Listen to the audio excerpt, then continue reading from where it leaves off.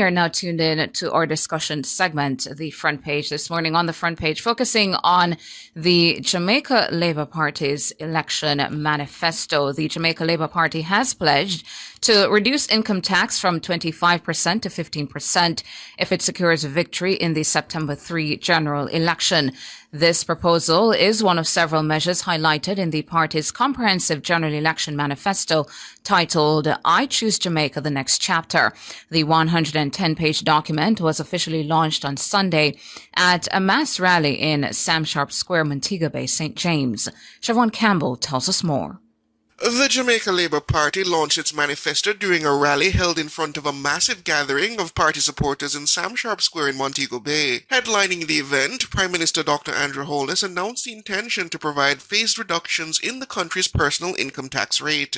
We were the party that delivered $1.5 million in the income tax threshold when the PNP said it couldn't be done. We have raised it to 1.7 million and we will increase it to 2 million over the next 2 years so that your take-home pay continues to rise. Over time, we will reduce the base rate of personal income tax from 25 to 15% on a phased basis and shift gradually from direct to indirect taxation, which will allow hard-working Jamaicans to keep more of their paycheck.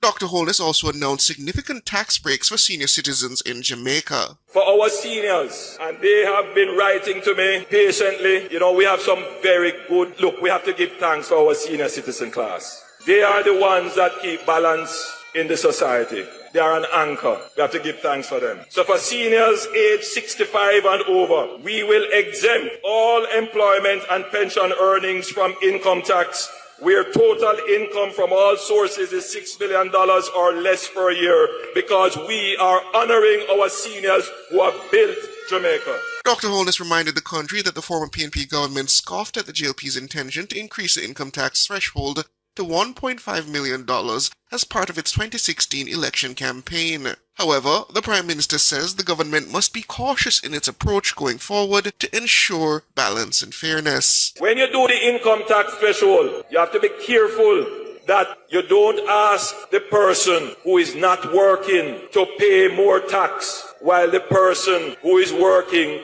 pays less tax. You have to be careful. So you have to do it in a way that is balanced. And that is how the Jamaica Labour Party has done it. Gradually, so that the poor doesn't get poorer while the rich get richer. No, what we do is do it a fair way where everybody benefits. Siobhan Campbell for Nationwide News. Thank you so much, Siobhan. And joining us now to talk about the JLP Manifesto is the chairman of the JLP's Manifesto Committee, Kamina Johnson Smith. Good morning to you. Good morning. How are you? Doing good. How are you? I'm very well, and good morning to your listeners. Thank you so much for joining us here on Nationwide this morning. Firstly, what guided the composition of the JLP Manifesto that we have here now? Well, it guided, and of course, thank you for the question. It is an explanation of our vision, our plans, and our programs based under the umbrella concept of giving people choice and our deep belief that if all of us choose Jamaica, meaning that we choose in everything that we do to do the best for Jamaica, that we will deliver peace, productivity, and prosperity for all. And this is our vision for the next chapter. So the next chapter of our Choose Jamaica journey is I Choose Jamaica. It's about personal choice. It's recognizing that going into the election, there is a high level of apathy, or not. I don't know if the apathy is as high now, but certainly coming into the campaign, voter apathy has been high. That the number of persons counting themselves among the undecided is significant, and we really wanted to reach out not only to persons who are decided, to concretize their view in terms of persons who are voting for the Jamaica Labour Party already, who have decided. We didn't only want to build their confidence that they are voting for the right party to take Jamaica forward building on our achievements, but we wanted to have persons who count themselves in the undecided to have a raft of information to recognize that not only have we performed, and not only have we performed or provided you with records of that performance so that you can know that we know how to deliver and know that when we say that we will deliver, we deliver, but then to build on that and say, after 9 years, you also don't have to worry that we're somehow tired or devoid of ideas or less committed to doing things differently or finding different things, in addition to the continuity of what is working. We wanted to show that we're still leading with vision. We're still committed to doing more and to doing better. And it was this overarching principle and set of beliefs and intentions that guided our development of the manifesto.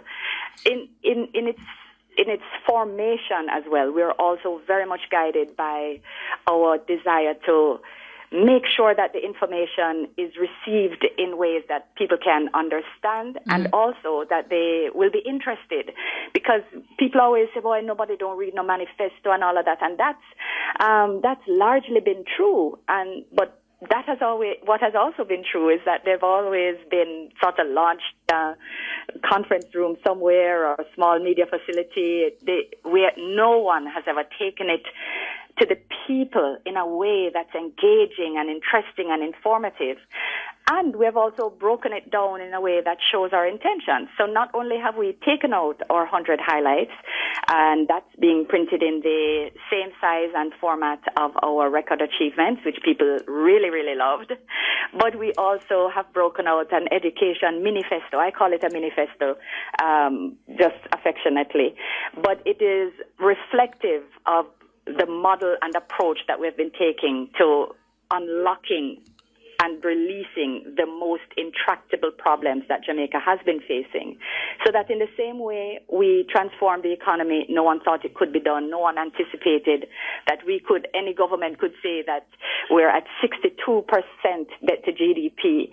No one anticipated that we could have record unemployment at 3.3% from where we're coming from, that we've cut poverty in half, that we've cut inflation, that we've cut murders from by 43%. It's been as close as plus 44+%, close to 45 in this year. And we have done those things through measured policies. Strategic and deep thinking and deep management of fiscal matters and of economic growth matters, and in respect of the security issue, in respect of security. And this has been done through a model that recognizes fundamentally that what does not get measured does not get done.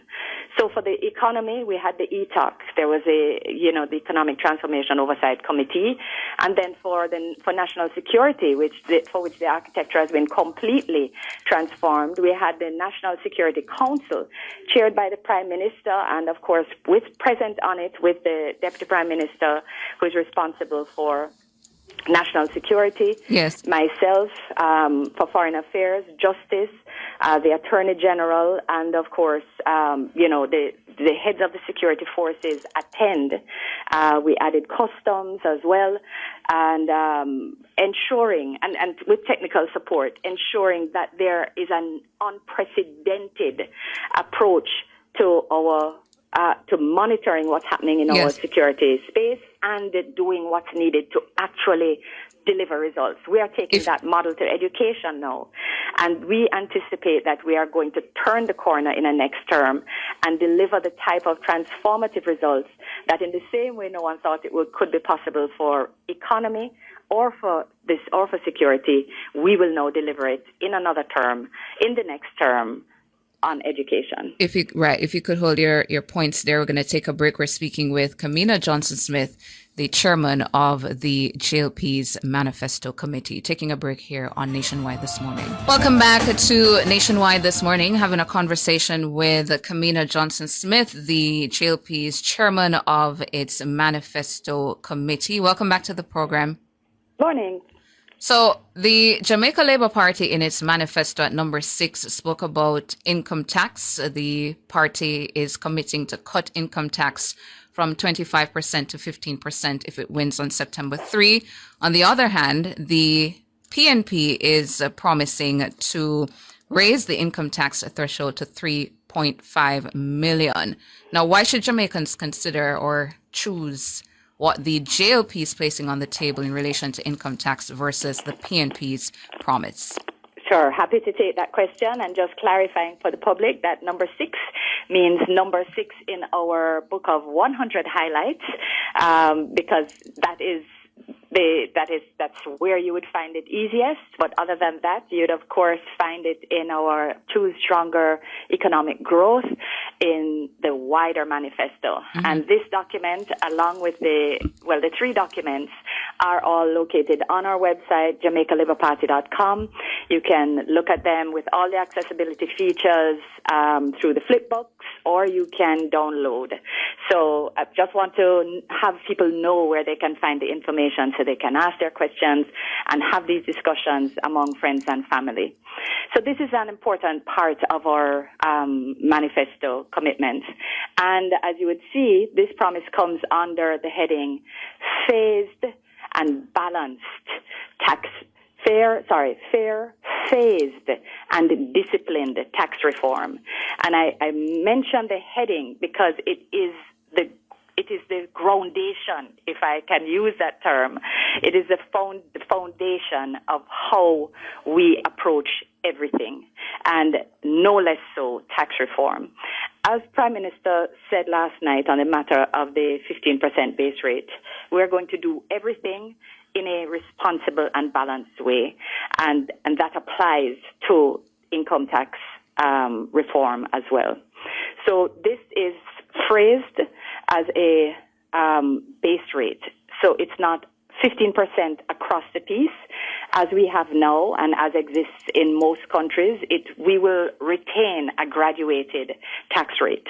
So 15% will not apply for the highest earners. It will apply for the lowest rate earners. So in the same way, when we did 1.5, we targeted people who were at the lowest end of the PAYE base. It's the same way that we're saying as we work towards reducing the income tax rate, we will focus on ensuring that the target is 15% at the base. So that's the first point to make clear.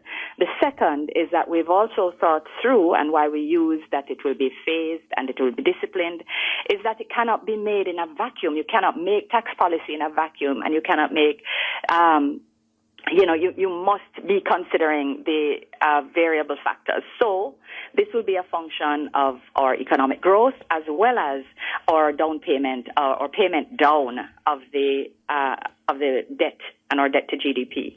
As you know, we're ahead of target at 62, just about 62% now. So we are doing well in this regard.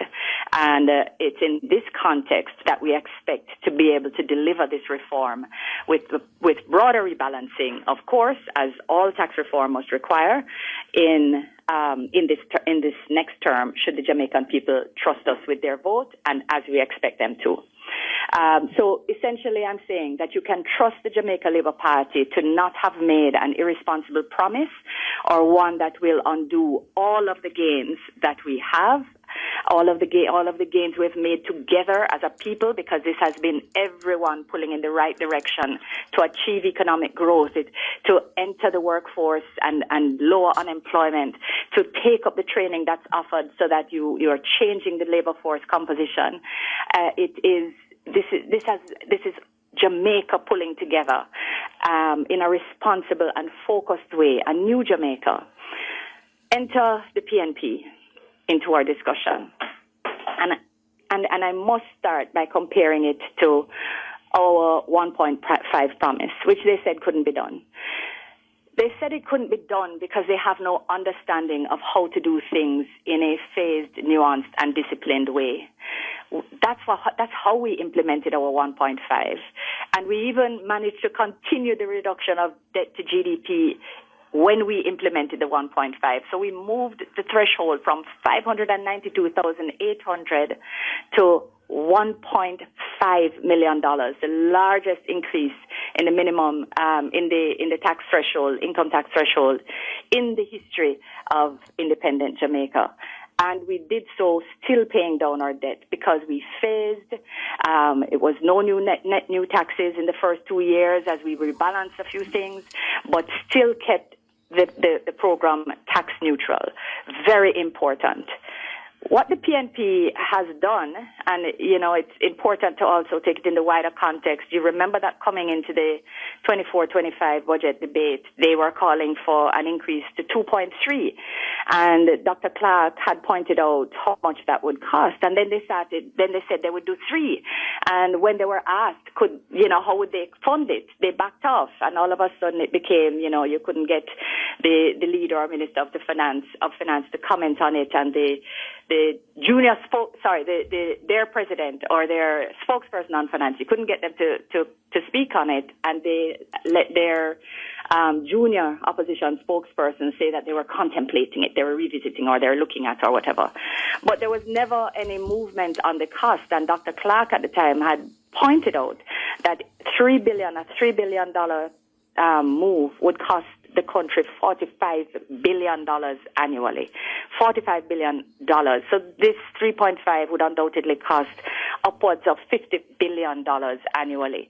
Not only have they created have they promised to create a whole set of standalone billion-dollar funds. So not facilities or funding that can be worked into recurrent programming and managed in a responsible way. They are, with the central treasury management, that has been a big part of how we've reformed and balanced the economy and kept things stable through the worst of times, and the ability to be resilient. Not only are they promising things that move entirely counter to that with all of these separate standalone funds that they're promising, but they're promising something that we cannot see how it will be funded. This $50 billion annually, plus those things, plus the fact that they say that they will stop taking the 11.4 from the NHT, which has proved a smoothing element in managing things in the economy. I'd have no other way to put it. Well, we can either call it a run with it 2.0, or we can call it just absolute desperation. It's almost a kitchen sink policy now. They have decided we just have to find something that will stick, that the people will think, that they will believe in, that will make them vote for us in the same way that 1.5 did have people believe in the Jamaica Labour Party. But I think the Jamaican people will look on and see that what we have done, how we have done it. Think that the PNP has no record of achievement, of transformation, of any shift in Jamaica's well-being and economic growth. Look at the 70s from an economic perspective. Look at the 90s, look at the 2000s, look at FinSAC, look at what they have done when they had the reins of power, and look at what the Jamaica Labour Party has done. Let's take the break. Let's take the break and come right back, Minister. Speaking with Kamina Johnson Smith, heading the JLP's Manifesto Committee.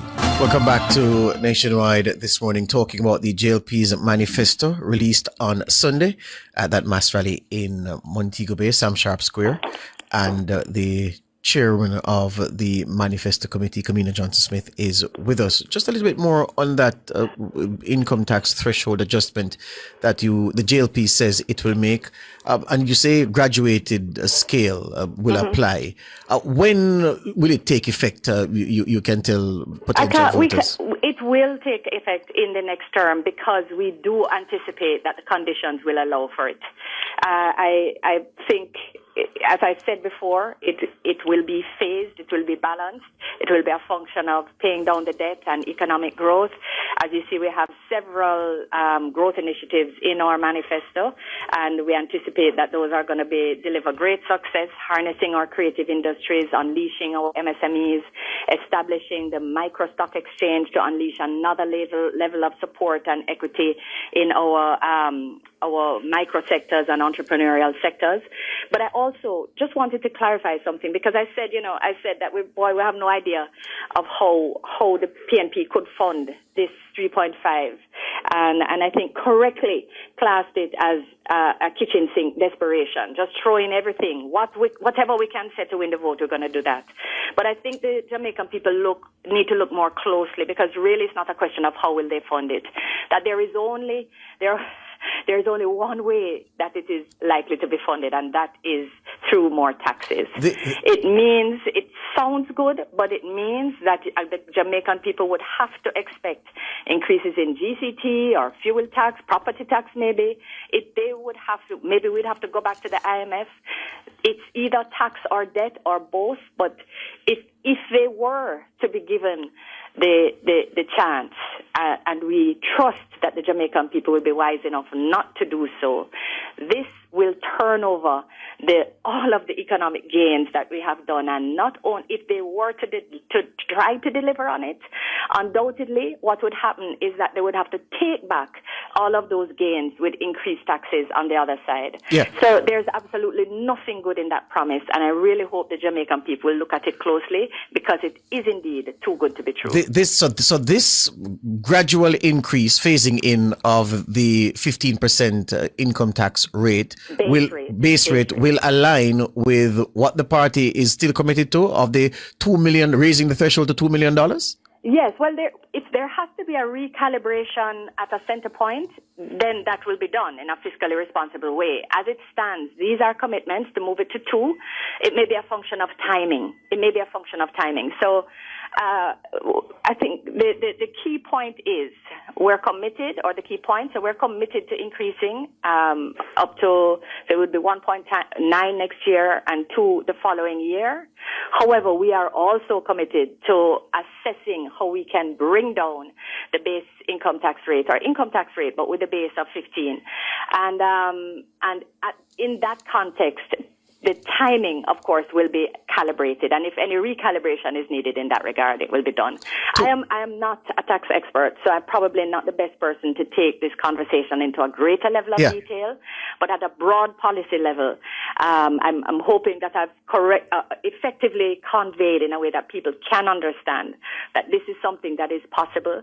A graduated tax rate would remain, but the base would be 15%. It would be done in a phased way as we grow the economy and pay down taxes, pay down our debt to GDP, on which we're already ahead of schedule, so they can trust in that. And with the significant growth initiatives that we have in place and the social support that we anticipate will bring even more people into the labor force, we anticipate that this will be unlocking an entire new chapter and really put money back in people's pockets, or allow people to keep more of their earnings, but in a sustainable and disciplined way. Two more things from the manifesto, Minister. The one concerning the farmers' pension.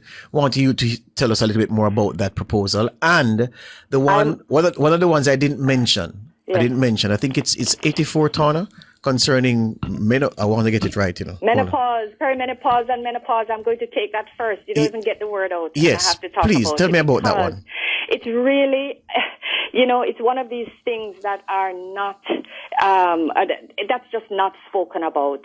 In fact, even in the HFLE curriculum, boys and girls don't learn that life continues beyond the reproductive cycle.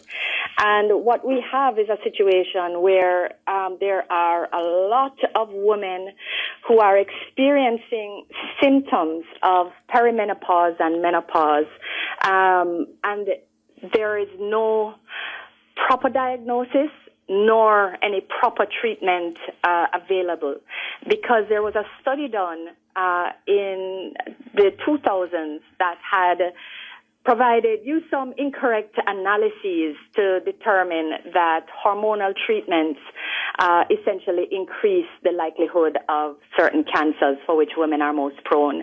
And that study has been debunked entirely, the analysis debunked entirely, and it has unlocked a whole new world of relief for women who experience symptoms sometimes very early, but to a large extent when they are at the peak of their careers and the peak of their building of a successful life. It's also at that stage in their family lives when they would have gone through a lot of the schooling and at where you and your partner can enjoy another level of life, but it causes changes that make that challenging.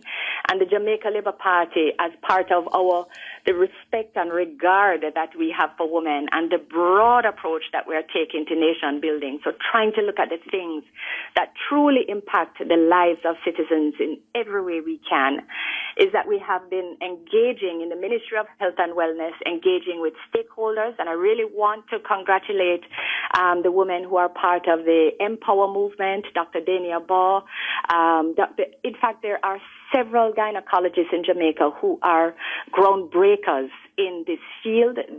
Professor Eldamaya Shearer, who has been an absolute tower of strength on this issue and pulling together people to help us ensure that we have the best information to try to make policy. On ensuring that there is pharmaceutical approval for treatments that will address symptoms, and also to start the process of engaging the Medical Council of Jamaica and others to ensure that there is wider curriculum improvement in terms of teaching at medical school, which does not at all address menopause or perimenopause, and it has preventative treatments that can help with cancers, B, with bone issues. There are a series of ailments which women suffer from and which are never tied to hormonal deficiencies, yes, which means that they're not treated properly. Yes. And we are seeking to unlock a new level of relief for yes, women in this phase of life, and also to ensure that in our education system, minds are opened, not to give them too much details to make them afraid of what life can hold, yes, but certainly just to keep them informed. Understand that life has different cycles. That's number 84 in the 100. All right. Page 44. Yes. Tell me about that $1 billion that will seed that farmers' pension fund. It caught my eye. Right. Now, this Minister Green will have to tell you, because he has started work on this. He's down the wicket, not only in the concept, but I believe that he has a technical team that is working on it. So I don't want to steal his thunder. He is very proud of this program. So all I would wish to say on this is that the work has started at a technical level, and I want to give him that respect. Number 80 then, childcare grant. It says 3 years, women who with children born in the last 3 years since the start of 2022 enrolled in a hard program, up to 3 years monthly childcare grant. Right. So we recognize that childcare is an issue. This is actually twinned together with a couple other proposals, a couple other commitments that are together. One is to establish a national childcare task force to really properly assess how it is that childcare is offered across the country and how government can play a better role in not only ensuring within the early childhood framework that the best attention is paid to safety and quality and brain development, but also that availability and subsidization to encourage women to not look at childbirth as a constraint on entering the workforce. That this is part of that scheme. So with that as well, we've committed to building 28 or to establishing 28 brain builder centers. That's where you will be able to, mothers will be able to have their children get free, hands-on, stimulating, developmentally sound daycare for their kids, 0 to 3, recognizing that, that window is when the synapses in the brain are most developing, most active to change and impacted by their surroundings. So it's how to optimize our learning capacity, our responsiveness to authority and emotional appropriateness. All of those things are determined most 0 to 3. And we're establishing 28 of those centers through partnerships and otherwise, while the Child Care Task Force does the wider audit and assessment of what more the government can do. In parallel with that is this Child Care Grant. So we're looking at the decision-making of a young or not so young person, because it's not age-dependent, but someone who's clearly still of childbearing age, and who wants to get a skill. So this is in order to whether move into a new area or to take on a new area because they had not before. And they are concerned about safety or leaving their child with someone, or it is a burden to actually to pay for the child care. So this grant is intended to support women who have children 0 to 3 for the period of their enrollment in a HEART program. It would not exclude any of the other benefits, meaning if it is something that is going to have training up to at a level 4 level, because remember, it's not that you just entering. It's not limited to the fact that you're just entering or it's your first.